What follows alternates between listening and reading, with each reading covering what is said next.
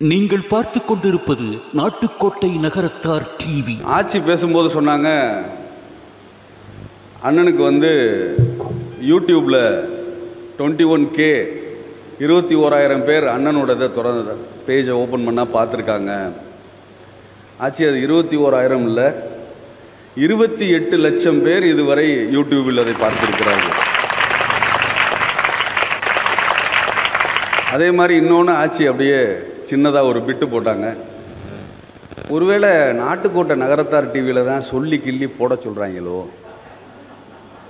பார்க்க சொல்லி எதுவும் சொல்லுவாங்களோ தனியாக கூப்பிட்டு. ஆட்சி பொதுமக்களை பார்க்க சொல்லி யாராலும் கட்டாயப்படுத்த முடியாது. நீங்கள் 1 கோடி ரூபாய் கொடுத்து ஒரு குதிரை வாங்கினால் கூட ஆற்றங்கரைக்கு அழைத்து சென்றால் அதுவாக விருப்பம் இருந்தால்தான் ஆற்றிலே நீர் அருந்துமே தவிர, நான் 1 கோடி ரூபா பணத்தை முன்னாடி காட்டுறேன், ஆற்றுல தண்ணி குடினா குதிரை தண்ணி குடி. 1.5 லட்சம் பேர் இருக்கக்கூடிய ஒரு சமூகத்தில் கிட்டத்தட்ட 50,000 பேர் விஐபியாக இருக்கக்கூடிய ஒரே சமூகம் நகரத்தார் சமூகம்தான்.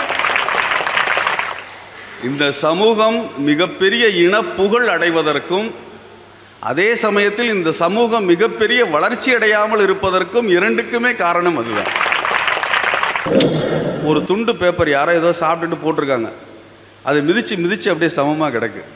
அதில் இருக்கிற வார்த்தைகளை படிக்கிறேன். எவரிடமிருந்தும் எதையும் எதிர்பார்க்காதே, நான் உறுதியாக சொல்வேன், உனது கடந்த கால வாழ்க்கையை நீ திரும்பி பார்த்தேயானால் எப்பொழுதும் பிறரிடமிருந்து உதவி பெற முயற்சி செய்ததையும் அப்படி எதுவும் வராமல் போனதையும் தான் காண்பாய். நான் நிச்சயமாக சொல்வேன், அப்படி ஏதேனும் உதவிகள் வந்திருந்தால் அது உனக்குள்ளிருந்து வந்தவையாகத்தான் இருக்கும். சுவாமி விவேகானந்தர் என்ன சொல்கிறாருன்னா, ஒரு மனிதனுடைய உண்மையான இயல்பு உங்களுக்கு தெரியணும்னு வச்சுங்க சார். ஒரு ஆள் எப்படிப்பட்டவர் அப்படின்னு உங்களுக்கு தெரியணும்னா, அவர் செய்கிற பெரிய காரியங்கள் எதையும் பார்க்கக்கூடாதான். பெரிய ஒரு காரியத்தில் இறங்கி செய்கிறார்ல, அதை எதுவும் பார்க்கக்கூடாது. காரணம், பெரிய காரியங்களை செய்கிற பொழுது ஒரு கோளை கூட ஒரு வீரனை போல் தோற்றமளிப்பதற்கு வாய்ப்பு இருக்கிறது. ஆனால் ஒரு மனிதன் செய்கிற சின்ன சின்ன செயல்கள் இருக்கிறது இல்லையா, தன்னை விட அதிகாரத்தில் குறைந்த, தன்னை விட படிப்பில் குறைந்த, தன்னை விட அனுபவத்தில் குறைந்த ஒரு சக மனிதனிடம் ஒரு மனிதன் எப்படி நடந்து கொள்கிறான்னு நம்ம பார்க்குறோம் இல்லையா. அப்படியே கடந்து போகிறப்போ ஓரக்கண்ணில் பார்த்துட்டே போவோம்ல. அவங்க வேலைக்காரங்களை எப்படி டீல் பண்ணுறாரு, அவங்க சபார்டினேட்ஸ் எப்படி டீல் பண்ணுறாரு, அவங்க டிரைவர் எப்படி டீல் பண்ணுறாரு, இல்லை அவரை விட படிப்பு குறைந்த ஒரு மனிதரை சந்திக்கிற பொழுது எப்படி டீல் பண்ணுறாரு. இது போல் சிறிய சிறிய செய்கைகள் தான் ஒரு மனிதனுடைய உண்மையான இயல்பை தெரிந்து கொள்ள உதவுங்கிறார் விவேகானந்தர். ஒரு தாள் ஏற்படுத்திய மாற்றம் என் மனதிற்குள் இருந்த திரையை விளக்கியது. மேக்ஸு +1 +2 படிக்கலைன்னா என்ன, இந்த உலகத்தின் எந்த செய்தியாக இருந்தாலும் எந்த விஷயமாக இருந்தாலும் உங்கள் மனதில் மறைத்திருப்பது ஒரு திரை மட்டும்தான். அந்த திரை விளக்கப்பட்டால் காட்சி தெரியும், காட்சி தெரிந்தால் கவலை தீரும், கவலை தீர்ந்தால் வாழலாம். வைர நகைகளின் வியாபார சாம்ராஜ்யம் KNC diamonds. Carat and carat, Arimalam Muthu Kannan, Ranganayaki Kannan. ஆன்மீக ஆனந்தம் தரும் சிவம் திருநீர் அணிந்து சிந்தை குளிர்வீர். உங்கள் வாழ்வு சிறக்க சிவம் திருநீர் அணிவீர். காடு வெட்டி போட்டு கடிய நிலந்திருத்தி வீடு கட்டி கொண்டிருக்கும் வேல்வணிகர் வீடுகட்கு அன்றைக்கு வந்த எங்கள் அம்மா இலக்குமியே என்றைக்கும் நீங்காதிரு. இல்லக விளக்கது இருள் கெடுப்பது, சொல்லக விளக்கது சோதி உள்ளது, பல்லக விளக்கது பலரும் காண்பது, நல்லக விளக்கது ஓம் நமச்சிவாயமே. அறிந்தறிந்து வாமன நடிகனை வணங்கினால் செறிந்தெழுந்த ஞானமுடு செல்வமும் சேர்ந்திடும். பரிந்தெழுந்த தென்தரையுள் மண்ணு மாலை வாழ்த்தினால் பரிந்தெழுந்த தீவினைகள் பற்றுதல் பான்மையே.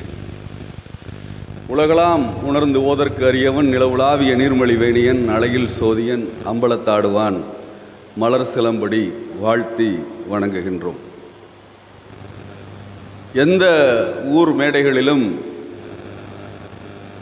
பிரார்த்தனையை இவ்வளவு விரிவாக சொல்ல முடியாது. நகரத்தார்கள் இருக்கின்ற மேடைகளில் மட்டும்தான் இதுபோல் சொல்ல முடியும். காரணம், சிவனை அரசனாக கொண்டு வழிபடக்கூடிய ஒரே சமூகம் இந்த உலகத்தில் நகரத்தார் சமூகம் மட்டும்தான் என்று சொன்னால் அது மிக இல்லை. ஆட்சி பேசும்போது சொன்னாங்க, அண்ணனுக்கு வந்து யூடியூப்பில் 21K 21,000 பேர் அண்ணனோட இதை திறந்த பேஜை ஓப்பன் பண்ணால் பார்த்துருக்காங்க. ஆச்சு, அது 21,000 இல்லை, 28 லட்சம் பேர் இதுவரை யூடியூபில் அதை பார்த்துருக்கிறார்கள். அதே மாதிரி இன்னொன்று ஆச்சு, அப்படியே சின்னதாக ஒரு பிட்டு போட்டாங்க. ஒருவேளை நாட்டுக்கோட்டை நகரத்தார் டிவியில் தான் சொல்லி கிள்ளி போட சொல்கிறாங்களோ, பார்க்க சொல்லி எதுவும் சொல்லுவாங்களோ தனியாக கூப்பிட்டு. ஆட்சி பொதுமக்களை பார்க்க சொல்லி யாராலும் கட்டாயப்படுத்த முடியாது. நீங்கள் 1 கோடி ரூபாய் கொடுத்து ஒரு குதிரை வாங்கினால் கூட ஆற்றங்கரைக்கு அழைத்து சென்றால் அதுவாக விருப்பம் இருந்தால்தான் ஆற்றிலே நீர் அருந்துமே தவிர, நான் 1 கோடி ரூபா பணத்தை முன்னாடி காட்டுறேன் ஆற்றுல தண்ணி குடினா குதிரை தண்ணி குடிக்காது. நம்ம சொல்கிற கண்டென்ட் ரீலில் வந்து கண்டென்ட் இருந்தால் மக்கள் பார்ப்பார்கள், அவ்வளோதான். நகரத்தார் வாழ்கிற அத்தனை ஊர்களிலுமே நாம் நம் ஊருக்கு ஒரு சிவன் கோவிலை வைத்து வழிபடக்கூடிய ஒரு சமூகமாக இருக்கிறோம். இந்த நாட்டில் வந்து சக்கரவர்த்திகள் மாறலாம், மன்னர்கள் மாறலாம், பிரதம மந்திரிகள் மாறலாம், முதலமைச்சர்கள் மாறலாம். ஆனால் நகரத்தார் பெருமக்களுக்கு மட்டும் எப்பொழுதும் மன்னனாக, அரசனாக, சக்கரவர்த்தியாக இருப்பது சிவபெருமானும் மீனாட்சியும் மட்டும்தான் என்பதை இந்த சபையிலே இங்கு பதிவு செய்கிறேன். அதனால தான் நம்ம கோயிலுக்கு புள்ளி வரி கட்டுறோம். எவர் ஒருவருக்கு வரி கட்டுகிறோமோ அவர்தான் நம்மை அரசாள்பவர். நம்மை அரசாள்பவர் சொக்கலிங்கேஸ்வரர், மீனாட்சி என்பதால் தான் நகரத்தார் பெருமக்கள் ஒவ்வொரு ஊரிலும் இருக்கிற கோவிலுக்கு புள்ளி வரி என்று கட்டுகிறோம். எந்த இனம் இல்லை என்றால் இந்த உலகில் தமிழ் மொழி இத்தனை வளர்ந்திருக்காதோ, எந்த இனம் இல்லை என்றால் ஆன்மீகம் இவ்வளவு தழைத்திருக்காதோ, எந்த இனம் இல்லை என்றால் அறப்பணிகள் இவ்வளவு செழித்திருக்காதோ, அந்த பெருமைக்குரிய ஒரே இனம் நகரத்தார் இனம். சார், மொத்தமே 1.5 லட்சம் பேர் தான் இருக்கிற ஒரு இனம். ஒரு கம்யூனிட்டியில் மொத்தமே 1.5 லட்சம் பேர் தான் இருக்காங்க. அதில் 50,000 பேர் விஐபி, குறிப்பிடத்தக்கவர்கள் 50,000 பேர் இருக்காங்க. ஒரு 10 கோடி பேர் இருப்பாங்க, 5 கோடி பேர் இருப்பாங்க, 50 லட்சம் பேர் இருப்பாங்கன்னு வச்சுங்களேன் ஒரு கம்யூனிட்டியில். அதில் ஒரு 1000 பேர் விஐபி இருப்பாங்க. 1.5 லட்சம் பேர் இருக்கக்கூடிய ஒரு சமூகத்தில் கிட்டத்தட்ட 50,000 பேர் விஐபியாக இருக்கக்கூடிய ஒரே சமூகம் நகரத்தார் சமூகம்தான். இந்த சமூகம் மிகப்பெரிய இனப்புகழ் அடைவதற்கும் அதே சமயத்தில் இந்த சமூகம் மிகப்பெரிய வளர்ச்சி அடையாமல் இருப்பதற்கும் இரண்டுக்குமே காரணம் அதுதான். Too many cook never make a sweet malt என்ற ஆங்கிலத்தில் ஒரு பழமொழி. மீனிங் என்னன்னா, நிறைய சமையல்காரர்கள் சேர்ந்து ஒரு பொழுதும் சுவையான உணவை சமைக்க முடியாது. ஒரு கல்யாணத்துக்கு ஒரு மேஸ்திரியை டெபியூட் பண்ணுறோம்னா ஒரு மேஸ்திரி தான் டெபியூட் பண்ணணும். 5 மேஸ்திரியை டெபியூட் பண்ணால் எப்படி சுவையான உணவு வராதோ, அதே போல் அறிவில் சிறந்த, சிவனை அரசனாக ஏற்றுக்கொண்ட, எல்லாவற்றிற்கும் கேள்வி கேட்டு பதில் பெறக்கூடிய ஒரு சமூகமாக நகரத்தார் சமூகம் இருப்பதனால்தான் இன்றைக்கு உலகம் முழுவதும் இருக்கக்கூடிய அத்தனை பேரும் நகரத்தார் சமூகத்தை வியப்போடும் பெருமையோடும் தொடர்ந்து பார்த்து கொண்டே இருக்கிறார்கள். ஃபண்ட் மேனேஜ்மெண்ட் அப்படிங்கிறதுக்கு இலக்கணம், கிராமரே வந்து நகரத்தார் சமூகம் தான். ஏன் இதை இங்கே குறிப்பிடுகிறேன் என்றால், நகரத்தார் சமூகத்தின் பெருமைகளை நமது அடுத்த தலைமுறைக்கு கொண்டு போய் சேர்க்க வேண்டிய பொறுப்பு நம்மை போன்ற பெரியவர்களுக்கு இருக்கிறது. நம்ம சமூகத்தோட பெருமை தெரியணும். நம்ம வேர்களின் ஆழம் தெரிந்த ஒரு மரம்தான் மிக ஸ்ட்ராங்காக இந்த உலகத்தில் நிற்கும். நம்ம இனத்தினுடைய மதிப்பு தெரிய வேண்டும். ஃபண்ட் மேனேஜ்மெண்ட்டாக இருக்கட்டும், டைம் மேனேஜ்மெண்ட்டாக இருக்கட்டும், இதெல்லாம் உலகத்துக்கே சொல்லி கொடுத்த சமூகம். Banking, IOB Indian Overseas bank ஆரம்பித்தது நகரத்தார் சமூகம், இந்தியன் பேங்க் ஆரம்பித்தது நகரத்தார் சமூகம், இன்றைக்கி ஐசிஐசிஐ பேங்காக இருக்கக்கூடிய பேங்க் ஆஃப் மெஜ்ராவை ஆரம்பித்தது நகரத்தார் சமூகம். ஃபண்ட் மேனேஜ்மெண்ட்டை பற்றி சொல்லும் பொழுது எங்கள் அப்பச்சி ஒரு பழமொழி சொல்லுவாங்க, கடன் வாங்கி கடன் கொடுத்தவனும் கேட்டேன், மரம் ஏறி கை விட்டவனும் கேட்டேன், செஞ்ச தொழிலை விட்டவனும் கேட்டேன், தெரிஞ்ச தொழிலை விட்டவனும் கேட்டான், தெரியாத தொழிலை தொட்டவனும் கேட்டான். டேக் லைன் இவ்வளோ தான். லைஃப் லாங் இது ஞாபகம் இருக்கும் சார், லைஃப் லாங் ஞாபகம் இருக்கும். ஒரு சின்ன குழந்தையா இருக்கும்போது அது மனசில் பதிய வச்சுட்டா 5 லட்ச ரூபா கடன் வாங்கி அதுக்கு வட்டி கட்ட முடியல, அந்த வட்டி கட்டுறதுக்காக ஒருத்தன் கடன் வாங்கி வட்டி கட்டுறான்னு வச்சுங்க. கடன் வாங்கி கடன் கொடுத்தவனும் இன்னொருத்தர் ஒரு 5 lakhs கேட்குறாரு. ஒரு ஃப்ரெண்டு வந்து கேட்குறாரு, எனக்கு ஒரு 2 லட்ச ரூபா கைமாற்று வேணுங்க. அதை கடனை வாங்கி கடன் கொடுத்தவனும் கேட்டான், மரம் ஏறி கை விட்டவனும் கேட்டான். டைம் மேனேஜ்மெண்ட்டுக்கு எங்கள் அப்பச்சி வந்து 3rd ஃபாரம் குவார்டர்லி, இதை பெருமையாக வேறு சொல்லிக்குவாங்க. 3rd ஃபாரம்னா 8ஆம் கிளாஸு, அதில் குவார்டர்லி வரைக்கும் தான் படிச்சிருக்காங்க. அவங்க ப்ரெஸ்ஸில் அண்ணாமலை பிரிண்டர்ஸ்ன்னு ப்ரெஸ் வச்சுருந்தாங்க. அவங்க தலைக்கு பின்னால் எப்பொழுதுமே ஒரு ஃபோட்டோ ஃப்ரேம், ஒரு எழுத்துக்கள் போட்டு இங்கிலீஷில் அடித்து வைக்கப்பட்டிருக்கும். அது என்னென்னா, come to a man of business, talk to him about business, finish your business, leave him alone to do his பிஸ்னஸ்ன்னு இருக்கும். அதாவது அர்த்தம் என்னென்னா, ஒரு மனிதனை வியாபார நிமித்தமாக நீங்கள் வந்து சந்தியுங்கள், ஓகே. சந்தித்து வியாபார சம்பந்தமாக பேசுங்க, ஓகே. வியாபார சம்பந்தமாக பேசி முடிச்சோன்னே நீங்கள் கிளம்புங்க, ஓகே. அந்த மனுஷனை அவர் வியாபாரத்தை பண்ண விடுங்க, ஓகே. வந்து உட்கார்ந்து ஒருவருடைய நேரத்தை கெடுக்கக்கூடாது என்பதற்காக தலைக்கு பின்னால் எய்த்தாப்பில் உட்காந்துருக்கவங்க பார்க்குற மாதிரி ஒரு ஆள்கிட்ட வியாபாரம் பண்ணுவாங்க, வியாபாரத்தை பற்றி பேசுங்க, வியாபாரத்தை முடிங்க, அவரை வியாபாரம் பண்ண விட்டுட்டு நீங்கள் கிளம்புங்க என்பதாக வைத்திருந்து வணிகத்தை மிகப்பெரிய அளவிலே இந்த உலகத்திற்கு அறிமுகப்படுத்திய சமூகம் நகரத்தார் சமூகம்.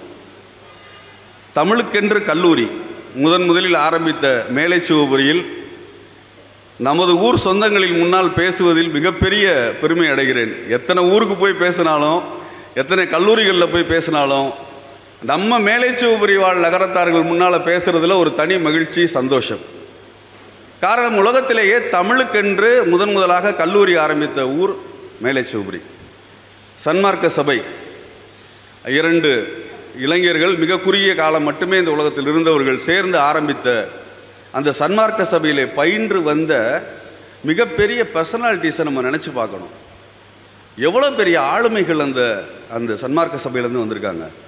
டாக்டர் தமிழரனலாக இருக்கட்டும், பண்டிதமணி கதிரேசன் செட்டியாராக இருக்கட்டும், வாசுபா மாணிக்கனார் ஐயாவாக இருக்கட்டும், எவ்வளவு பெரிய பெரிய அறிஞர்கள். நகரத்தார் சமூகத்திலேயே பொதுவாக தமிழ் மொழியை வளர்ப்பதற்கென்று தனியாக எப்பொழுதும் ஒரு சிறப்பு சேர்த்து கொண்டே இருப்பது நகரத்தார் சமூகம். தன்னுடைய தாய்க்கு 8வது பிள்ளையாக அஸ்வினி நட்சத்திரத்திலே பிறந்த கவியரசு கண்ணதாசன் தமிழ்த்தாயின் தவப்புதல்வன் அல்லவா? இன்று வரை உலகம் முழுவதும் கொண்டாடி கொண்டிருக்கிற ஒரு மாபெரும் கவிஞன் பிறந்தது நகரத்தார் சமூகம் என்பதிலே நமது நகரத்தார் சமூகம் பெருமைப்பட வேண்டும்.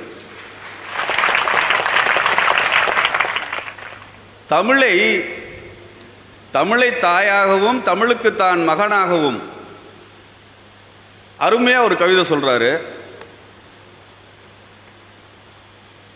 கதிர் விழித்து பிளம்பு விழ, கடல் குதித்து சூடாற்ற, முதுமை மிகு நிலப்பரப்பில் முதல் பிறப்பு தோன்றிவிட, நதி வருமுன் மழை தருமுன் பதிமதுரை பெருவெளியில் பாண்டியர்க்கை பார்த்தவளே,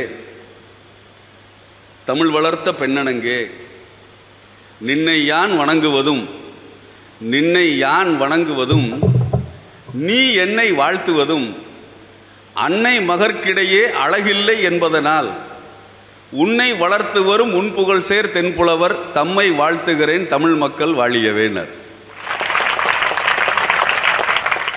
சார், இதை விட சிறப்பா, அதாவது என்னவா, கதிர் விழுத்து பிளம்பு விழ, சூரியன் தெரிச்சு கடல் குதித்து சூடாற்ற, முதுமை நிலப்பரப்பில் முதல் பிறப்பு தோன்றிவிட, நதி வருமுன் மழை தருமுன் பதிமதுரை பெருவெளியில் பாண்டியர்க்கை பார்த்தவளே, ஓகே.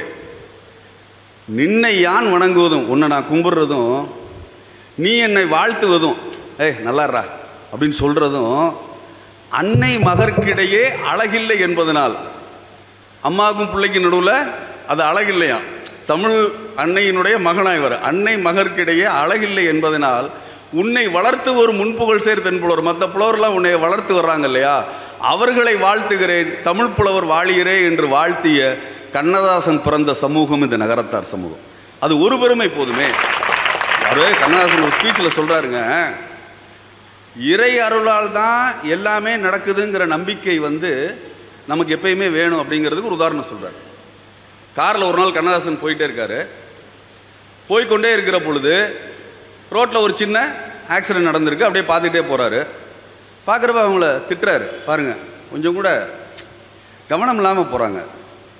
ஒரு டிராஃபிக் ரூல்ஸ் தெரியல, ஒரு ரெகுலேஷன்ஸ் மதிக்க தெரியல. பாருங்கள் எப்படி போகிறாங்க. கடந்து போகிறாரு.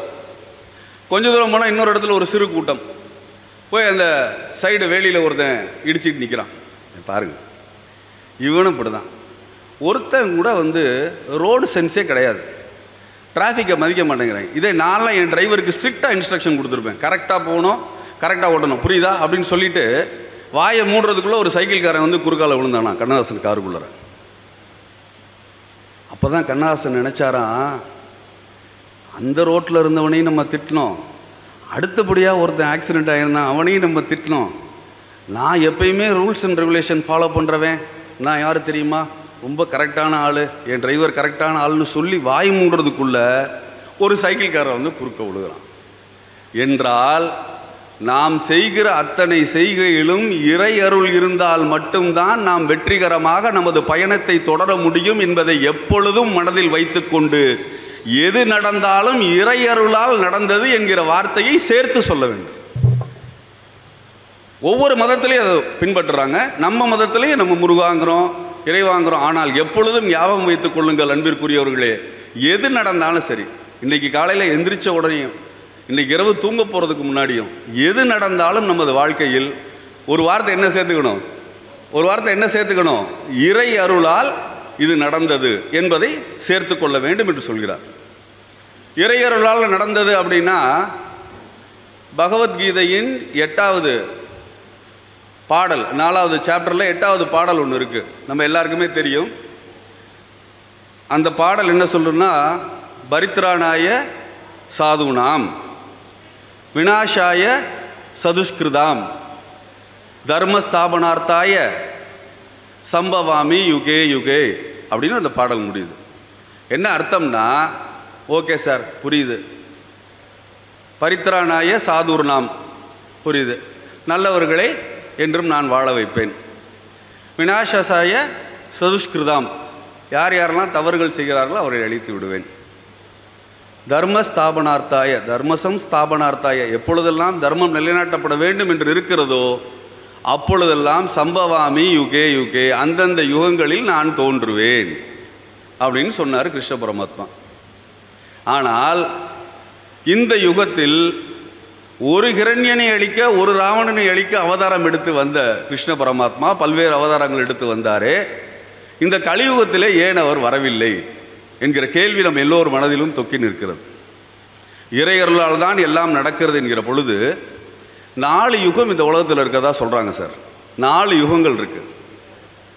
கிருத யுகம் அப்படிங்கிறது முதல் யுகம், திரேதா யுகம் அப்படிங்கிறது 2வது யுகம், துவாபர யுகம் அப்படிங்கிறது 3வது யுகம், கலியுகம் இப்போ நடந்துகிட்டு இருக்கு 4வது யுகம். கிருத யுகத்தில் கடவுளுக்கு கன்ஃபியூஷனே இல்லையா. காரணம், 2 லோகமும் தனித்தனியாக இருந்துச்சான். அசுரர்கள் ஒரு லோகத்திலும் தேவர்கள் ஒரு லோகத்திலும் இருந்தார்கள். இறைவனுக்கு எந்த விதமான கன்ஃபியூஷன் இல்லை. அவர் யாரையும் இன்டர்வியூன் பண்ணி நடுவில் பூந்து யாரையும் சமாதானப்படுத்த வேண்டிய அவசியம் இருக்கவில்லை. திரௌபதி யுகம்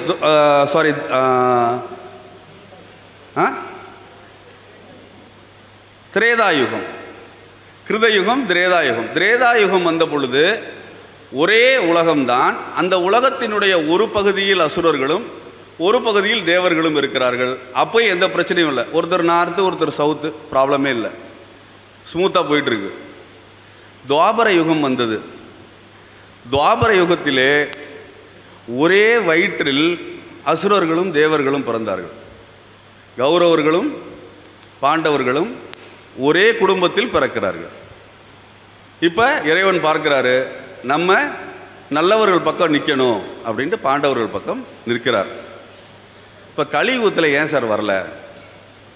கலியுகத்தில் இப்போ என்ன பிரச்சனைனா, ஒரே மனிதன் சில நேரம் அசுரனாக இருக்கிறார், சில நேரம் தேவனாக இருக்கிறார். இப்போ ஒரே மனுஷன் சில நேரம் நல்லவனாகவும் இருக்காரு, சில நேரம் கெட்டவனாகவும் இருக்காரு. இதில் எந்த போர்ஷனை நம்ம அழிக்கிறதுன்னு கடவுளுக்கே கன்ஃபியூஷன் வந்ததுனால சம்பவாமி யுகே யுகேக்கு ஒரு சின்ன ஹால்ட்டு கொடுத்துட்டு, சரி நம்ம வெயிட் பண்ணுவோம், நல்லா டிக்ளேர் பண்ணிவிட்டு இவன் நல்லவனா கெட்டவனான்னு தெரிஞ்சுக்கிட்டு அப்புறம் ஒரு முடிவெடுப்போன்னு கடவுள் இப்போ வெயிட் பண்ணிகிட்டு இருக்காரு. ஆனாலும் இறையருள் எப்பொழுதும் உடனிருக்கும் என்பதற்கு எப்பொழுதுமே நகரத்தாரிடம் மிகப்பெரிய நம்பிக்கையும் சிறப்பும் உண்டு. அன்பிற்குரியவர்களே, கவிஞர் வாலி கூட ஒரு திரை இசை பாடலில் சொல்லுவார், பின்தொடர்ந்து அசுரன் வந்தால் புன்னகைத்து பார்ப்பார், கொஞ்ச நேரம் ஆட விட்டு அவர் கணக்கை தீர்ப்பார்னு. எது நடந்தாலும் இறையருள் பின்னால் இருந்து நம்மை வழிநடத்தும் என்பதனால்தான் நாம் தொடர்ந்து இறைவனை, சிவனை, சைவத்தை பின்பற்றி கொண்டே இருக்கிறோம். ஆட்சிகளின் பெருமையை இந்த இடத்துல சொல்லி ஆகணும். நகரத்தார் பெருமைகளை சொல்லுகிற அதே நேரத்தில் ஆட்சிகளுக்கு சித்ராங்கிகள் அப்படின்னு ஒரு பேர் உண்டு. சித்ராங்கி அப்படின்னா கெட்டிச்சமத்திகள். கெட்டிச்சமத்திகள் அப்படின்னு எதுக்கு சொல்கிறேன்னாக்க, நகரத்தார்களில் ஆண்கள்லாம் ரங்கூனு, மலேசியா, சிங்கப்பூர்னு போய் சம்பாரித்து கொண்டு வந்து கொடுத்துட்டாங்க, ஓகே. ஆனால் அந்த பணத்தை வைத்து இன்றைக்கு செட்டிநாடெங்கும் வியாபித்திருக்கக்கூடிய அரண்மனை போன்ற வீடுகளை எல்லாம் நின்று கட்டமைத்து கட்டியது ஆட்சிகள் தான் என்பது மிக பெருமைக்குரிய செய்தி. அந்த அளவிற்கு கெட்டிச்சமத்திகள் நிறைந்த சமூகம் நமது நகரத்தார் சமூகம். அதாவது ஜெர்மனிக்கும் பவேரியான்னு ஒரு நாட்டுக்கும் சண்டை வந்திருக்கு சார். அப்போ ஜெர்மனி பவேரியா ஃபுல்லாக கான்கர் பண்ணிட்டாங்க, பிடிச்சிட்டாங்க. இப்போ பவேரியா நாட்டுக்கு மன்னனுக்கு ஜெர்மனிலேருந்து ஒரே ஒரு சின்ன இன்ஸ்ட்ரக்ஷன் என்னென்னா, அவங்களுக்கு ஒரு வாரம் டைம், இங்கே இருக்கிற மக்கள்லாம் காலி பண்ணி போயிடணும், நாங்கள் ஆட்சி பண்ண போகிறோம், நீங்கள் காலி பண்ணி உங்களால் முதுகில் என்ன தூக்கிட்டு போக முடியுமோ அதை தூக்கிட்டு, அந்த சாமானை தூக்கிட்டு நீங்கள் கிளம்பிடுங்க இந்த ஊரை விட்டு என்ன டைம் கொடுக்குறாங்க. ஒரு வாரம் கழித்து அந்த மன்னர் பார்க்கிற பொழுது அந்த நாட்டினுடைய எல்லையிலே அந்த நாட்டு பெண்கள் எல்லாம் தங்களது முதுகில் தங்களது கணவர்களை சுமந்து கொண்டு வந்ததாக வரலாறு இருக்கிறது. அதே போல் தங்களது கணவர்களை, அதாவது செட்டியார்களை தங்களது முதுகில் சுமந்து வந்த வரலாறு எப்பொழுதும் ஆட்சிகளுக்கு இருக்கிறது. அந்த காலத்தில் ஆட்சிகள்லாம் அதிகமாக இருந்து மாப்பிள்ளைக்கு கம்மியாக இருந்தப்போ, மாப்பிள்ளை முறுக்கு இருந்த காலத்திலேயே செட்டியாருக்கு பின்னாடி தான் பதவிசாக வருவாங்க. இப்போ ஆட்சிகள், அதாவது கல்யாணம் பண்ண போகிற பொண்ணுகளோட எண்ணிக்கை வேற குறைஞ்சிருச்சு, பசங்களோட எண்ணிக்கை தான் அதிகமாக இருக்குது. அதனால் மிக மிக பணிவாக தெரிவித்துக் கொள்கிறேன், நகரத்தார் குலம் இந்த அளவிற்கு வளர்ந்திருப்பதற்கும், நமது ராமநாதன் அண்ணன் அவர்கள் கவிஞராக இங்கு வீற்றிருப்பதற்கும் அவருடைய ஆட்சியினுடைய பங்கும் பெரும் பங்கு என்பதனால் அவருக்கும் சேர்த்து ஒரு அரங்கு நிறைந்த கரவொலி கொடுக்க வேண்டும் என்று இந்த நேரத்தில் கேட்டுக்கொள்கிறேன். புத்தகத்தினால இந்த உலகத்தில் என்னென்ன மாற்றங்கள் ஏற்பட்டிருக்கு சார்? புத்தகத்தினால நான் யோசித்த பொழுது முதல்ல ஒரு வார்த்தையிலிருந்து தொடங்குகிறேன். ஒரு வார்த்தை ஒரு மிகப்பெரிய மாற்றத்தை இந்த உலகத்தில் ஏற்படுத்தியது. அதாவது 2வது உலகப் போர் நடந்துகிட்டு இருக்குங்க. அப்போ ஜப்பான் நாடு திடீர்னு ஒரு அட்டாக், சொல்லாமல் அமெரிக்கா மேலே பேர்ல் ஹார்பருங்கிற இடத்துல ஒரு அட்டாக் பண்ணுறான். 2403 அமெரிக்க வீரர்கள் ஸ்பாட் அவுட்டு. திடீர் அட்டாக்கு, சொல்லாத அட்டாக்கு.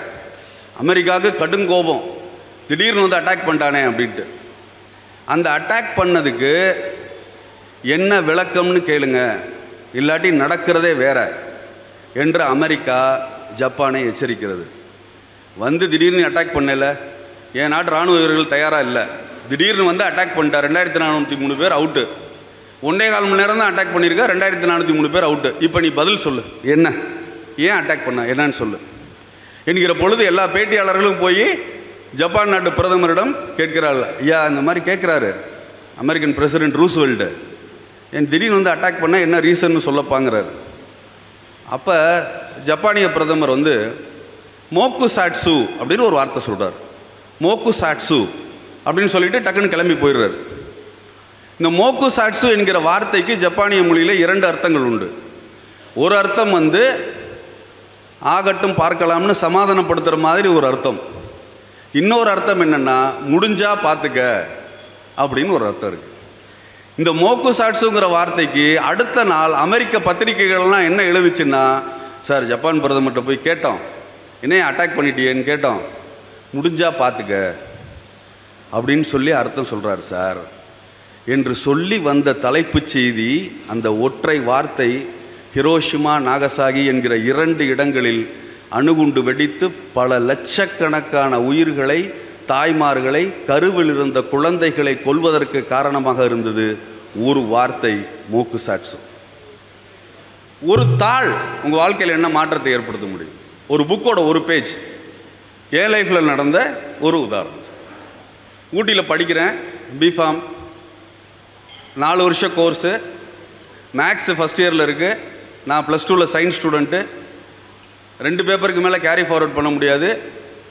ஃபஸ்ட் இயரில் அவுட்டு, செகண்ட் இயர் போக முடியாது. 1 வருஷம் வீட்டில், 1 வருஷம் விரக்தியாக இருக்குது. போய் ஹிந்தி கற்றுக்கிறேன், மத்தியமாக வரைக்கும் எழுதுகிறேன், டைப்ரைட்டிங் கற்றுக்கிறேன், மனசை உறுத்திக்கிட்டே இருக்குது.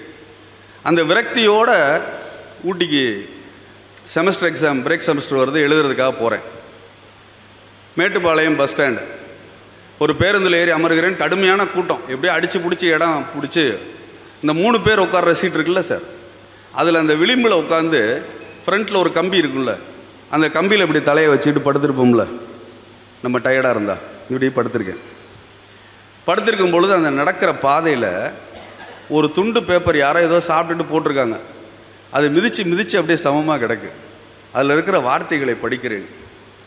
எவரிடமிருந்தும் எதையும் எதிர்பார்க்காதே, நான் உறுதியாக சொல்வேன், உனது கடந்த கால வாழ்க்கையை நீ திரும்பி பார்த்தேயானால் எப்பொழுதும் பிறரிடமிருந்து உதவி பெற முயற்சி செய்ததையும் அப்படி எதுவும் வராமல் போனதையும் தான் காண்பாய். நான் நிச்சயமாக சொல்வேன், அப்படி ஏதேனும் உதவிகள் வந்திருந்தால் அது உனக்குள்ளிருந்து வந்தவையாகத்தான் இருக்கும். சுவாமி விவேகானந்தர். இந்த ஒற்றை தாள், அதை படித்து கொண்டே இருந்தவன் டக்குன்னு எடுத்து தொடச்சிட்டு கையில் மடித்து வச்சுட்டேன். ஊட்டியில் இறங்கின உடனே இந்த விவேகானந்தர் அறிவுரைகள் எங்கே கிடைக்கிதுன்னு பார்த்தேன். அப்போ அந்த புத்தகத்தோட விலை 2 ரூபா, இப்போ 20 ரூபா இருக்கும். அத்தனை பேருக்கு நான் ஸ்ட்ராங்காக ரெக்கமெண்ட் பண்ணுறேன், உங்கள் வீட்டு பிள்ளைகளுக்கு அந்த புத்தகத்தின் ஒரு பிரதியை வாங்கி கொடுத்து படிக்க சொல்லுங்கள். நான் ஊட்டியில் போய் இறங்கினவுன்னு செஞ்ச முதல் வேலை 2 ரூபாய்க்கு அந்த புத்தகத்தை வாங்கி, அந்த ரோட்டில் ஸ்டோன் பெஞ்ச் நிறைய போட்டிருப்பாங்க ஊட்டியில், அந்த ஸ்டோன் பெஞ்சில் உட்காந்து அந்த புத்தகத்தை முழுமையாக படித்தேன். ஒரு தாள் ஏற்படுத்திய மாற்றம் என் மனதிற்குள் இருந்த திரையை விளக்கியது. மேக்ஸு +1 +2 படிக்கலைன்னா என்ன? இந்த உலகத்தின் எந்த செய்தியாக இருந்தாலும், எந்த விஷயமாக இருந்தாலும் உங்கள் மனதில் மறைத்திருப்பது ஒரு திரை மட்டும்தான். அந்த திரை விளக்கப்பட்டால் காட்சி தெரியும், காட்சி தெரிந்தால் கவலை தீரும், கவலை தீர்ந்தால் வாழலாம் என்கிற கண்ணதாசனின் தத்துவம் விவேகானந்தரின் தத்துவத்திற்கு முன்னோடி. விவேகானந்தரின் தத்துவம் கண்ணதாசனின் தத்துவத்திற்கு முன்னோடி. இவர் எளிமைப்படுத்தி சொன்னார். அவர் மிக அழகாக சொன்னார், எதை பற்றியும் கவலைப்படாத, எதுக்காகவும் யாரையும் எதிர்பார்க்காத, ஏதாவது உனக்கு உதவிகள் வந்தால் அது உனக்குள்ளிருந்து வந்தவையாகத்தான் இருக்கும் என்று அடித்து சொன்னார். அந்த ஒரு தாள் என்னுடைய வாழ்க்கையில் ஏற்படுத்திய மாற்றம். நான் பிஃபார்ம் எந்த மேக்ஸ் பேப்பரை பாஸ் பண்ண முடியாதோன்னு பயந்துக்கிட்டு செகண்ட் இயரில் 8வது அட்டம்ப்டில் பாஸ் பண்ணணும். அதற்கு பிறகு MBA எக்ஸாம் பிம்மில் 2 லட்சம் பேர் கலந்து கொண்ட என்ட்ரன்ஸில் 1800 சீட்டில் நானும் செலக்ட் ஆகி MBAயை முழுக்க மேக்ஸ் இருக்கக்கூடிய ஒரு சப்ஜெக்டை 2 வருஷம் படித்து டிஸ்டிங்ஷனில் பாஸ் பண்ணேன். ஒரு தாள் காரணம், ஒரு கீழே கிடந்த ஒரு பேப்பர் காரணம். ஒரு புத்தகம் என்ன மாதிரியான மாற்றத்தை ஏற்படுத்த முடியும்? அயர்லாண்டில் ஒரு மன்னன் சார், அந்த மன்னர் வந்து போரில் தோத்துடுறாரு. கிளம்பி ஓடிரு, இல்லைன்னா கொன்றுவாங்கன்னு தளபதிகளே சொல்கிறாங்க. மன்னா நீங்கள் கிளம்பிடுங்க, முதல்ல நீ கிளம்பிடுங்க. ஒரு தனி தீவு இருக்குது, யாரும் பார்க்க முடியாது, எஸ்கேப் ஆயிருங்க. சரி கிளம்புறேன். போகிறப்ப ஏதாவது ஒன்று எடுத்துகிட்டு போகணும். ஒரு புத்தகத்தை எடுத்துகிட்டு போகிறாரு. ஒரு புத்தகம் மட்டும் போதுமா? போதும், அங்கே கிடைக்கிறத நான் ஏதோ பறிச்சு கிரிச்சு சாப்பிட்டு ஏதோ இயற்கையாக வாழ்ந்துறேன். ஒரு புத்தகத்தை எடுத்துகிட்டு போகிறார். அந்த புத்தகத்தின் பெயர் மேக்கியவேலி எழுதிய த பிரின்ஸ் என்கிற புத்தகம். அந்த புத்தகத்தை உட்காந்து வரி வரியாக படிக்கிறார், வார்த்தையாக படிக்கிறார். அதுக்கு முன்னாடி மேலோட்டமாக படிக்கிறதுங்கிறது ஒன்று இருக்குது. அப்படியே மேலோட்டமாக அப்படியே பார்த்துட்டே போகிறது. அங்கே தனியாக இருக்கார், டைம் நிறைய இருக்குது, பொறுமையாக படிக்கிறாரு. அந்த வார்த்தைகளின் அர்த்தம் புரிகிறது. தான் எங்கு தோற்றோம், எப்படி தோற்றோம், எந்த இடத்திலே நாம் இழந்தோம், எதை மீட்டெடுத்தால் திரும்ப நம்ம நாட்டையும் நமது ஆட்சியும் மீட்டெடுக்கலாம்ங்கிற அறிவும் சிந்தனையும் அவருக்கு வருது. தன்னுடைய படைகளுக்கு சொல்லி அனுப்புகிறாரு. படைகளை மீட்டெடுக்கிறாரு, ஆட்சியை பிடிக்கிறாருன்னு அந்த செய்தி முடியுது. இது நடந்த செய்தி. ஆனால் இன்னொரு மிகப்பெரிய உண்மை, அடால்ஃப் ஹிட்லர்னு ஒரு மனிதர் இருந்தார். யூதர்களை கொன்னுக்கிட்டே அந்த லட்சக்கணக்கான யூதர்களை ஜெர்மனியில் கொன்ன ஒரு மன்னன், ஒரு அரசன், ஒரு பிரசிடெண்ட், ஜெர்மன் பிரசிடெண்ட், நாசிக் படை. அவர் ஆள் சும்மா 5 அடி தான் சார் உயரம். வரலாறு அப்படி தான் பதிவு செய்திருக்கிறார், 5 அடி உயரம். ஆனால் பேச தொடங்கினார்னா 4 மணி நேரம் 5 மணி நேரம் அந்த ஜெர்மன் சதுக்கத்தில் லட்சக்கணக்கான பேர் முன்னிலையில் அவர் பேசுகிறத நான் பார்த்துருக்கேன், சில வீடியோஸ் சில கிளிப்பிங்ஸ் பார்த்துருக்கேன்.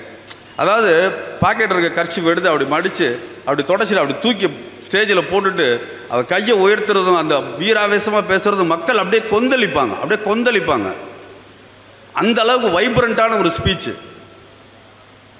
அடால்ஃப் ஹிட்லர் எப்பொழுதும் கையில் வைத்திருந்த புத்தகம் மேக்கிவேலி எழுதிய த பிரின்ஸ் என்கிற அதே புத்தகம். ஒரு புத்தகம் ஒரு நாட்டினுடைய வரலாற்றையே திருப்பி போடக்கூடிய அளவிற்கு இந்த முழு உலகத்தையும் தன்னுடைய ஒரு குடையின் கீழ் ஆட்சிக்கு கொண்டு வர முடியும் என்கிற நம்பிக்கையை ஒரு தனி மனிதனுக்கு ஏற்படுத்தக்கூடிய அளவிற்கு வளர்த்து விட்டிருக்கிறது என்றால் அது ஒரு புத்தகத்தால் முடியும். ஒரு கடிதத்தால் என்ன முடியும்? ஒரு லெட்டர்.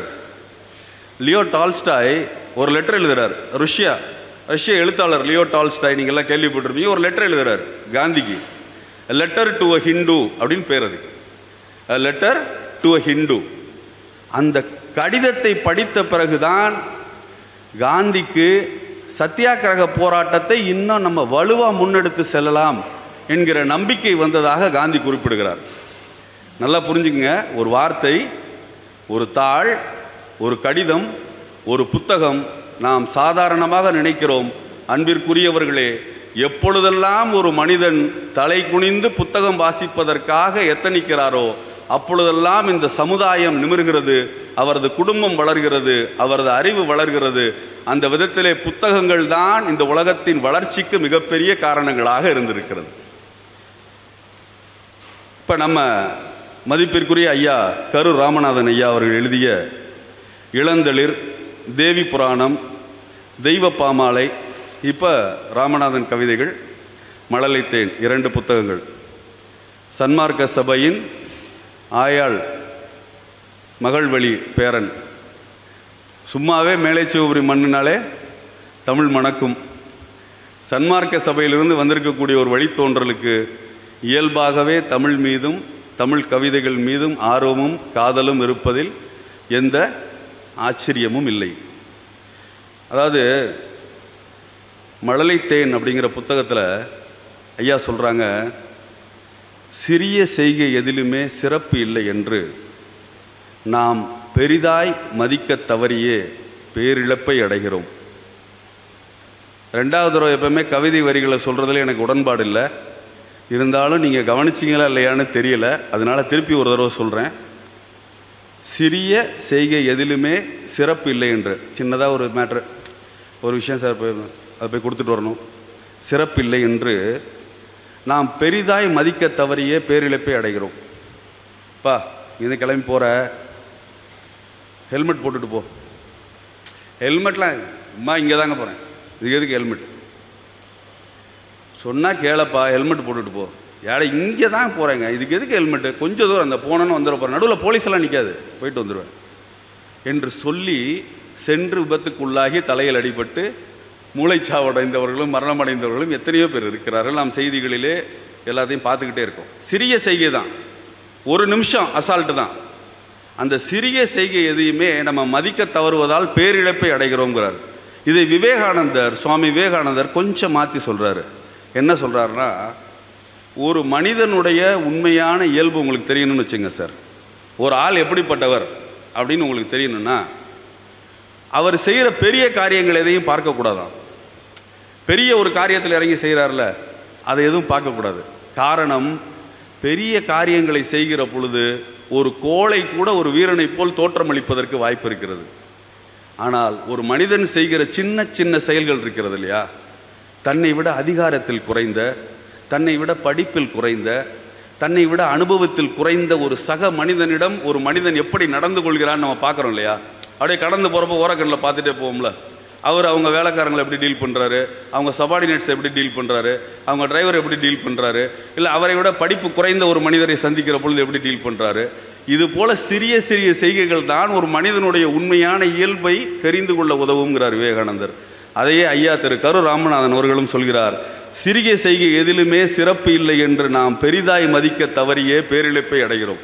சின்ன செயலை உத்து கவனிங்கிறார். அதே போல் உறவின் பயனை ரொம்ப அழகாக சொல்கிறாங்க. இந்த அண்ணன் தம்பி சண்டை நமக்கெல்லாம் புதுசு இல்லையே, எல்லாருக்கும் தெரியும். நகரத்தார் பெருமக்களுக்கு நல்லாவே தெரியும். அண்ணன் தம்பி சண்டை, பங்காளிகள் சண்டையால் சிதிலமடைந்து கவனிப்பாரற்று யாருமே ஒரு கொஞ்சம் கூட சீண்டாமல் கிடக்கின்ற எத்தனையோ அரண்மனை போன்ற வீடுகளை நாம் பார்க்கிறோம். பல கோடி பொறுமானம் பெறும். இன்றைக்கி வந்து என்ன 6 அடி சுவர் 9 அடி சுவரா, அந்த சுவரெலாம் வச்சு இன்றைக்கி ஒரு பில்டிங் கட்ட முடியுங்கிறத நினச்சி கூட பார்க்க முடியாது. 3/4 அடி சுவத்துலேயே ஒரு வருஷத்தில் ஏர் கிராக் வருது. கேட்டால் அது வரதான் சார் செய்யும். ஆனால் ஐயாக்களும் அப்பத்தாக்களும் 100 வருஷம் 150 வருஷத்துக்கு முன்னாடி ஏதேதோ கலவையெல்லாம் போட்டு செக்குலெல்லாம் ஆட்டி பூசினதாக சொல்கிறாங்க. அப்புறம் அதில் ஒரு செய்தி இருக்குது சார். அதே கலவையை வந்து இங்கே ஒருத்தவங்க ஹோட்டல்காரங்க ட்ரை பண்ணாங்க. அந்த கதை எத்தனை பேருக்கு தெரியும்னு தெரில. ஹோட்டல் ஹெரிட்டேஜ்ன்ட்டு தாஜ் குரூப் ஆஃப் ஹோட்டல்ஸ் வந்து கடியாப்பட்டியில் ஒரு ஹோட்டல் திறந்துருக்காங்க. அதாவது ஒரு செட்டியை விட்டு வீடை வந்து ஹோட்டலாக கன்வெர்ட் பண்ணியிருக்காங்க. அதை வந்து நம்ம பழைய காலம் மாதிரியே பூசிடணும் அப்படிங்கிறதுக்காக அந்த காலத்தில் அந்த கலவை, அதாவது அந்த முட்டை ஓடு கடுக்காயெல்லாம் சொல்கிறாங்க இல்லையா, அதே மாதிரி ஒருத்தரை பிடிச்சிட்டு வந்து அதே மாதிரி அரைச்சி அதை ரெடி பண்ணி, அவர் ஒருத்தருக்கு தான் அந்த டெக்னாலஜி தெரியும், அவரை வச்சு செஞ்சுருவோம் அப்படின்னு செஞ்சுட்டாங்க. அவர் ஒரு வயசான தாத்தா. காம்போசிஷன்லாம் ஒன்று ஒன்றா சொல்கிறார், இது போடு அது கொஞ்சம் போடு எல்லாம் சேர்த்துக்கு இது பண்ணி பூசினாங்க. பர்ஃபெக்டாக வந்துருச்சு. கேட்ட தொகையும் கொடுத்துட்டாங்க. ஆனால் ஒரு வாரத்தில் உதிர்ந்துருச்சு. எல்லாம் தெரிஞ்சிருந்த அவருக்கு அதை எப்படி பேஸ்ட் பண்ணி சோத்தில் நிற்க வைக்கணுங்கிற டெக்னாலஜி தெரியல. அப்புறம் தான் அந்த தாத்தாவை கூப்பிட்டு விசாரித்தாங்க, ஐயா இவ்வளோ தூரம் செலவழிச்சிருக்கோம் என்னையான்னு. இல்லை, நான் அந்த காலத்தில் வேலை பார்த்தது உண்மைதான், ஆனால் நான் வந்து அப்போ புடியாளாக இருந்தேன். புடியாள்னா தெரியும்ல, அந்த பாத்திரத்தை எடுத்துகிட்டு வா, அந்த கலவை எடுத்தாந்து போடு அப்படின்னு சொல்கிற புடியாளாக இருந்தேன். இந்த கடைசியாக ஏதோ மிக்ஸ் பண்ணாங்க அந்த டெக்னாலஜியில், அது என்னங்கிறது எனக்கு தெரியல. அது வரைக்கும் எனக்கு தெரியும், ஆனால் அது வரைக்கும் தெரிஞ்சதை வச்சு பூசினதில் ஒரு வாரம் நின்றுச்சு, அவ்வளோதான் நம்மளால் முடியும்னார். அப்போ இன்றைக்கி யாராலும் செய்ய முடியாத வேலையை அந்த காலத்தில் அசால்ட்டாக 100 வருஷம் 150 வருஷம் தாண்டியும் என்ன சார் வேலைப்பாடு. பெல்ஜியத்திலேருந்து கிளாஸ், இட்டாலியிலேருந்து மார்பிள், பிரிட்டிஷ் கண்ட்ரீஸ்லேருந்து லாந்தர் விளக்கு இல்லையா, ஒவ்வொரு நாடும் பீங்கான், எங்கே ரங்கூன்லேருந்து பீங்கான், ஒவ்வொரு நாடுகளில் என்னென்ன ஃபேமஸோ, தேக்கு மரம் பர்மாவிலேருந்து கப்பலில் கட்டி நாயகன் படத்தில் வர்ற மாதிரி கட்டி விட்டு, ஆனால் நிலாது வானத்து மேலே டான்ஸ்லாம் கிடையாது, வெறும் கப்பல் மட்டும் வரும், நகரத்தார் மட்டும் வந்திருக்காங்க. அங்கேருந்து ஒரு கூட்டு வண்டியில் ஐயா முன்னாடி போவாங்க, பின்னாடி ஒரு 15-20 வண்டியில் மரம் கொண்டு வரப்பட்டு, ஏன்னா கிட்டத்தில் இங்கே எங்கேயுமே ஹார்பர் கிடையாது, கடல் கிடையாது. நல்லா யோசிச்சு பாருங்கள். நம்ம கடல் வந்து நம்மளை கொண்டதுனால தான், ஆழிகளை பேரலை நம்ம சுனாமிங்கிற பேரில் காவேரி பூம்பட்டினத்தில் வந்ததுனால தான் இன்றைக்கும் நகரத்தார் வீடுகளை உயரமாக கட்டுறோம். படிக்கட்டு உயரமாக வச்சு கட்டுறதுக்கும் நம்மளை நிறைய பேருக்கு திடுக்கிட்டு முழிக்கிற ஒரு பழக்கம் இருக்குது. அந்த பழக்கத்துக்கும் இன்ஹரண்ட்டாக என்ன காரணம்னா, அப்போ வந்து அந்த சுனாமியில் நம்ம பெருமளவில் பாதிக்கப்பட்டதுனால தான் சொல்கிறாங்க. அதுபோல் வீடுகளை எல்லாம் கட்டியது இன்றைக்கி சிதிலமாகி கிடக்கு. அண்ணன் தம்பி சண்டை போட்டுக்காதீங்கிறாரு. அப்படியே பிரச்சனைகள் இருந்தாலும் கண்ணும் காதும் வைத்தது போல் முடித்து விடுங்கள். நீதிமன்றம் சென்றால் உங்கள் நிதி குறைந்து போகுங்கிறார். ரொம்ப ப்ராக்டிக்கலாக பேசுகிறார். அண்ணனுக்கும் தம்பிக்கும் சண்டை, வக்கீலிடம் சென்றார்கள். நிலம் எனக்கே என்றார் அண்ணன், நிலம் எனக்கே என்றார் தம்பி. 20 வருடங்களாக வழக்குகள் நடந்தது. இப்பொழுது நிலத்தை வக்கீல் உழுது கொண்டிருக்கிறார் அப்படின்னு ஒரு புது கவிதை படித்தேன். இப்போ நீதிமன்றம் சென்றால் உங்கள் நிதி குறைந்து போகும் அப்படிங்கிற யதார்த்தத்தை சொல்கிறாங்க. இயற்கையை ஏற்போம்னு ஒரு கவிதை. காற்று எப்படி விதையை இந்த பூமி எங்கும் பரவச் செய்கிறது, காளான் வந்து அந்த மழை பெய்கிறப்ப அப்படியே கொடை மாதிரி விரிகிறது, மண்புழு இயற்கை உழவனாக எப்படி நடந்து கொள்கிறது, வண்டு மகரந்தங்களை எப்படி சேர்க்கிறது, சிற்றெரும்பு அந்த மழைக்கால சேமிப்பு. அதாவது you have to always save for the rainy days அப்படின்னு இங்கிலீஷில் ஒரு ப்ராவர்ப் உண்டு. மழை பெய்கிற காலத்தில் மனிதனால் வெளியே போய் சம்பாதிக்க முடியாது, இல்லை பெரிய அளவில் வியாபாரம் நடக்காது. ரெய்னி டேஸில் சம்பாதிக்கணுங்கிறத எதுகிட்ட இருந்து கற்றுக்கணும்? எறும்புகிட்ட இருந்து கற்றுக்கணும். It is segregating and depositing all the food grains for the rainy days. மழை காலத்திற்காக சேகரிக்கிற சிற்றெரும்பு. எதிர்பார்ப்பு இல்லாமல் இயற்கையை போல் உதவ வேண்டும்னு அந்த கவிதை முடியுது. எப்படி இயற்கை நமக்கு எதிர்பார்ப்பு இல்லாமல் உதவுகிறதோ. சார், அணில் வந்து தன்னுடைய வாழ்நாளில் எத்தனை மரம் நடுன்னு நீங்கள் நினைக்கிறீங்க? ஒரு அணில், இதுனோண்டு அணில் அப்படியே நம்ம பார்க்குறப்ப தவி தவி போகுதில்ல, அந்த அணில் தன்னுடைய வாழ்நாளில் 10,000 மரங்களை நடுகிறது. ஒரு அணில்.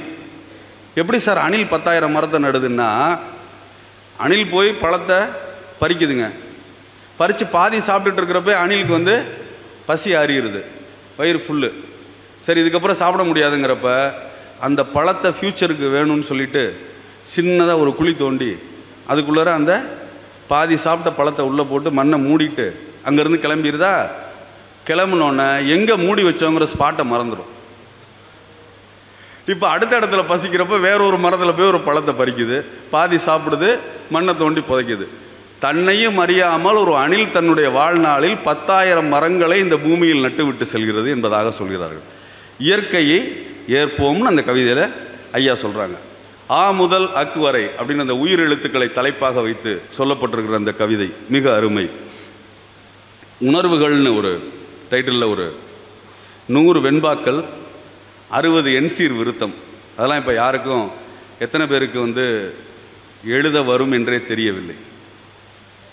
அந்த வெண்பாக்கள் எல்லாம் படிக்கின்ற பொழுது சில வெண்பாக்கள் வந்து வாழ்க்கையில் மறக்க முடியாத. வைகறை மேகங்களில் வைரமுத்து எழுதியிருப்பார். அன்னமே காதலியே ஆவி கலந்தவளே உன்னை பிரிகின்றேன் ஓவியமே, கண்ணீரும் ஓடிப்பெருக உளமுருகி நம் பிரிவை பாடி முடிக்கின்றேன் பார். வானத்தில் வட்டநிலா வந்த தடம் இல்லையென ஆனது போல் நம் காதல் ஆனதடி, மோனத்தில் பண்பாடி வந்ததுவும் பால்மழலை சொன்னதுவும் கண்மூடி கண்ட கனவா, சின்ன இடையழகை தெம்மாங்கு தேன்பேச்சை பண்பாடும் பூங்கண்ணின் பாவனையை என் கண்ணே ஒப்பேதும் இல்லா ஒளிமுகத்தை என்னுயிரே எப்போது பார்ப்பேன் இனி, காவியம் சின்ன கதையாய் முடிந்ததடி ஆவி பறி போயிற்றரை நாளில் ஓவியமே, நாமே தொடங்கி வைத்த நம் காதல் மன்றத்தில் தேனே விழுந்ததடி தீ அப்படின்னு முடிப்பார். அந்த வெண்பாக்கள்லாம் அந்த சந்தத்தோடு நம்ம படிக்கிற பொழுது அதே உற்சாகத்தை நமது கவிஞர் அவர்களும் கொடுக்கிறார்கள். ஆனால் ஐயா அவங்களுக்கு 80 வயசு ஆக போகுது அப்படின்னு கேள்விப்பட்டேன். ஐயாவுடைய தலைப்புகள்லாம் கனவு கண்ணி, காதல் ஒரு காணல் நீர் அப்படின்னு இருக்கும்போது ஐயா பெரிய அளவில் லவ் பண்ணியிருப்பாங்க இல்லை பண்ணிக்கிட்டு இருப்பாங்க அப்படிங்கிற சந்தேகம் எனக்கு வருது.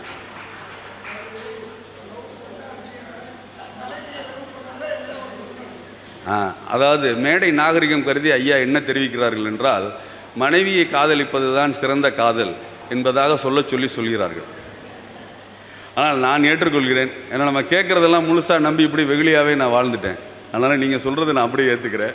ஆனால் காதல் ஒரு காணல் நீர், ஒரு காதலன் ஒரு காதலி, அந்த காதலன் வெளிநாட்டுக்கு போகிறாரு, அங்கே ஒரு மேரேஜ் பண்ணுறாரு, அந்த பொண்ணோட செட் ஆகலை, திருப்பி இங்கே வர்றாரு, வரும்பொழுது அந்த காதலி திருப்பி பழைய காதலி எக்ஸு திரும்பி வருது, வந்து பார்க்கும் பொழுது அது வெட்கத்தோடு நிற்குது.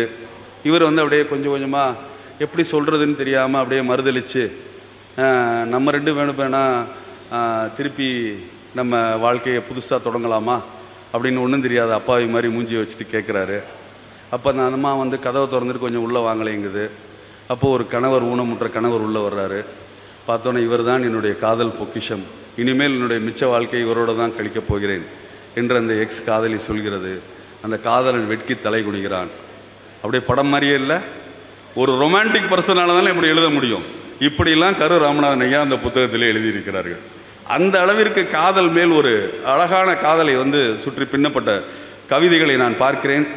அன்பிற்குரியவர்களே, பெண் விடுதலையை பற்றி சொல்லுகிற பொழுது இந்த புத்தகத்தினுடைய 44ஆம் பக்கத்தில் ஆணினத்து ஆதிக்கம் ஒளிந்தாலன்றி அல்லலுறும் பெண்ணினத்தை காப்பதற்கு காணிநிலம் வேண்டுமென சொன்ன புலவன் கண் உருட்டி பார்த்தாலும் நடந்திடாதுங்கிறாங்க. பாரதியை துணைக்கு அழைக்கிறார் பெண் விடுதலையை பற்றி பேசுகிற பொழுது. பாரதி என்ன சொல்கிறாரு? ஆணும் பெண்ணும் நிகரென கொள்வதால் அறிவில் ஓங்கி இவ்வையம் தழைக்குமாம். பூணு நல்லறத்தோடு பெண் ஒரு போந்து நிற்பது தாய் சிவ சக்தியாம். யாதுமாகி நின்றாய் பெண்ணே எங்கும் நீ நிறைந்தாய், தீது நன்மையெல்லாம் நின்றன் சுவடுகள் அன்றி இல்லை. அன்னையாகி நிற்பவள் ஆக்கம் நீக்கம் யாகும் உன் செய்கை, இன்பமெல்லாம் சேர்ப்பாள். ஆதியான் சிவனும் அவன் சோதியான சக்தியும் தான் அங்குமிங்கும் உளவாகும். ஒன்றேயாகின் அதுவே பெண்மை. நாம் பாரதி. ஆணும் பெண்ணும் நிகரென கொள்வதால் அறிவில் ஓங்கி வையம் தழைக்குமாம்னா ஐயாவும் அதே கருத்தை சொல்கிறாங்க. அதாவது பாரதியே சொல்லிட்டு போன கவிஞன் சொன்னால் கூட அவன் கண்ணை உருட்டி உருட்டி பார்த்தா கூட ஆணும் பெண்ணும் நிகரென கொள்கிற சமூகம் இன்னும் உருவாகவில்லை என்கிற ஆதங்கத்தை சொல்கிறார்கள். என் அன்பிற்குரியவர்களே, ஆணையும் பெண்ணையும் நிகரென கொண்டு எப்பொழுதும் பெண்களை உயர்த்தி பிடிக்கிற சமூகமாக நகரத்தார் சமூகம் இருக்கிறது என்பதை இந்த சபையிலே பதிவு செய்வதில் நான் பெருமை கொள்கிறேன். காரணம் என்ன தெரியுமா? நம்ம வீட்டில் வாழ்ந்த ஆயாக்களையும் அப்பத்தாக்களையும் வீட்டில் வைத்து வணங்குகிற தெய்வங்களாக 90% தெய்வங்கள் பெண் தெய்வங்கள் நம்ம வீட்டில் வாழ்ந்த ஆட்சிகள். இந்த மாதிரி நம்ம வீட்டில் வாழ்ந்த ஆட்சிகளை, பெண்களை கொண்டாடுகிற சமூகம் நகரத்தார் சமூகம். எந்த சமூகம் பெண்களை கொண்டாடுகிறதோ, எந்த சமூகம் பெண்களை அளவிடாமல் பார்த்து கொள்கிறதோ, எந்த சமூகம் எப்பொழுதும் பெண்களை மகிழ்ச்சியாக வைத்திருக்கிறதோ அந்த சமூகம் எப்பொழுதும் உயர்வடையும். அந்த வகையிலே நகரத்தார் சமூகம் எப்பொழுதும் உயர்வடையும் என்பதில் எந்தவிதமான சந்தேகமும் இல்லை. சாதனை செய்வதற்கு வயது ஒரு தடையில்லை என்பதற்கு 2 உதாரணங்கள் சொல்கிறேன். ஐயாவுக்கு 80 வயசு. சாதனை செய்வதற்கு வயசு ஒரு தடையே இல்லைங்க. கேரளாவில் 104 வயசு அம்மா. அந்த அம்மா பேர் குட்டி அம்மா. 104 வயசு. 4th ஸ்டாண்டர்டில் போய் சேர்ந்துருக்காங்க. 4th ஸ்டாண்டர்ட் ஸ்டூடெண்ட்ஸோடு போய் உட்காந்து படிக்கிறாங்க. அந்த அம்மாட்ட போய் நிருபர்கள்லாம் கேட்குறாங்க, அம்மா 4th ஸ்டாண்டர்ட் சேர்ந்துருக்கீங்களே, கிளாஸ் எல்லாம் எப்படி இருக்குது? நல்லா தான் இருக்குது. இங்கிலீஷெல்லாம் நான் நினச்ச மாதிரி ஒன்றும் கஷ்டமாக இல்லை, ஈஸியாக தான் இருக்குது. ஓரளவுக்கு படித்து வந்துடுவேன், நானும் பாஸ் ஆகிடுவேன், இவங்களோட போட்டி போடுவேன் அப்படிங்கிறாங்க 104 வயது அம்மா. ஸ்ரீநாத்னு ஒரு பையன் கேரளாவில் ஒரு ரயில்வே போட்ரு சார். அவருக்கு ட்ரெயினில் அந்த பெட்டி தூக்கிட்டு போய் அடுக்கி கொடுக்குற வேலை, அதில் கிடைக்கிற சொற்ப வருமானம்.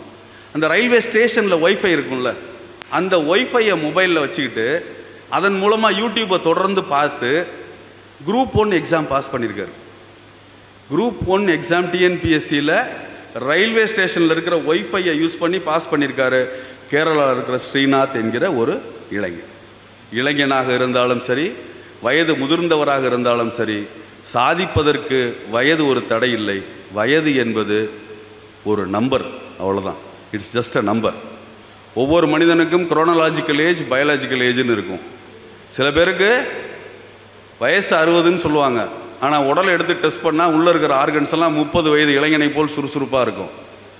சில பேருக்கு 30 வயசு தான் இருக்கும், ஆனால் உடலை சோதித்தால் 60 வயது ஆளை போல் ஸ்பேர் பார்ட்ஸ் எல்லாம் கிட்டத்தட்ட கலட்டி ஒக்குடுற அளவுக்கு இருக்கும். அந்த காலத்திலாம் இலவட்டக்கல்லை தூக்கி இப்படி புறாவில் போட்டால் தான் பொண்ணு. இப்போலாம் இலவட்டக்கல்லை தொட்டு கும்பிட்டா பொண்ணு தெரிவிக்கலான்னு கேட்குறாங்க. ஏன்ப்பா அப்படி கேட்குறேன்னா, நாங்கள் செல்ஃபோனை தொட்டு தானே சார் லவ் பண்ணுறோம். நாங்கள் என்ன செல்ஃபோனை இலவட்டக்கல் மாதிரி தூக்கி போட்டால் லவ் பண்ணுறோம்? சும்மா அப்படி தொடுறோம், அப்படி தடவுறோம், வாட்ஸ்அப் போயிடுது. அதே மாதிரி ஏதாவது சின்ன சிம்பிள் டாஸ்க்காக கொடுங்க, தொட்டு கும்பிட்டுட்டு பொண்ணு கொடுக்குற மாதிரி ஏதாவது ஏற்பாடு இருந்தால் பண்ணுங்கன்றாங்க. ஆக வயது ஒரு தடை இல்லை. 96 வயது தாத்தா life time validity sim card கேட்பது ஒரு ஆச்சரியம் இல்லை. அன்பிற்குரியவர்களே, இன்னும் எத்தனை நாட்கள் நாம் இந்த உலகத்தில் வாழ்ந்தோம் என்பது சிறப்பில்லை. நாம் என்னவாக மற்றவர்கள் மனதில் நினைவில் நிற்கப் போகிறோம் என்பதில்தான் சிறப்பு இருக்கிறது. வாழ்ந்தவர் கோடி, மறைந்தவர் கோடி, மக்கள் மனதில் நிற்பவர் யார்? மாபெரும் வீரர், மானம் காத்தோர், சரித்திரம் தனிலே நிற்கின்றார் என்றார் கண்ணதாசன். நாம் இன்னும் இந்த உலகத்தில் வாழ்கின்ற காலத்தில் ஒன்றை நினைவில் வைத்து கொள்ள வேண்டும். காற்றுக்கு கூட பல பேருக்கு சுவாசம் கொடுத்த வரலாறு இருக்கிறது. ஒரு மரத்திற்கு பல பேருக்கு நிழல் கொடுத்த வரலாறு இருக்கிறது. மழை நீருக்கு இந்த பூமி எங்கும் செழிப்படைய செய்த வரலாறு இருக்கிறது. ஒரு நாள் மட்டுமே வாழ்கிற பூவிற்கு கூட காற்றில் நறுமணத்தை கலந்துவிட்ட வரலாறு இருக்கிறது. மனிதர்களாகிய நாம் எப்படி வாழ்ந்தோம் என்பது நாம் வாழ்ந்து முடிந்த பிறகு நமக்கான வரலாறு எழுதப்படும் பொழுதுதான் சிறப்பாக வாழ்ந்தோமா இல்லையா என்பது தெரிய வரும். ஆகவே வாழ்கிற வாழ்க்கையில் வரலாறு படைத்தால் வாழ்ந்த வாழ்க்கை சிறப்பானதாக இருக்கும். சந்தர்ப்பங்கள் காற்றில் மிதந்து கொண்டே இருக்கின்றன. சாமர்த்தியசாலிகள் அதை சுவாசித்து முன்னேறுகிறார்கள். அபிராமி பட்டரினுடைய 16 செல்வங்களும் உங்கள் அத்தனை பேருக்கும் கிடைக்க வேண்டும் என்கிற பாடலை சொல்லி நான் நிறைவு செய்கிறேன். கலையாத கல்வியும் குறையாத வயதுமோர் கபடு வாராத நட்பும், கன்றாத வளமையும் குன்றாத இளமையும் கழு பிணி இல்லாத உடலும், சலியாத மனமும் அன்பகலாத மனைவியும் தவறாத சந்தானமும், தாழாத கீர்த்தியும் மாறாத வார்த்தையும் தடைகள் வாராத கொடையும், தொலையாத நிதியமும் கோணாத கோலும் ஒரு துன்பம் இல்லாத வாழ்வும் துய்யனின் பாதத்தில் அன்பும் உதவி பெரிய தொண்டரோடு கூட்டுக்கண்டாய் அலையாளி அரிதுயுளு மாயனது தங்கையே ஆதி கடவுரின் வாழ்வே அமுதீசர் ஒரு பாகம் அகலாத சுகவாமி அருள்வாமி அபிராமியே. உங்கள் அத்தனை பேரின் வாழ்விலும் அபிராமி என்றென்றைக்கும் மீனாட்சி சொக்கலிங்கேஸ்வரர் அபிராமியின் அருள் நிலைத்திருக்கட்டும். வாய்ப்பிற்கு நன்றி. வணக்கம்.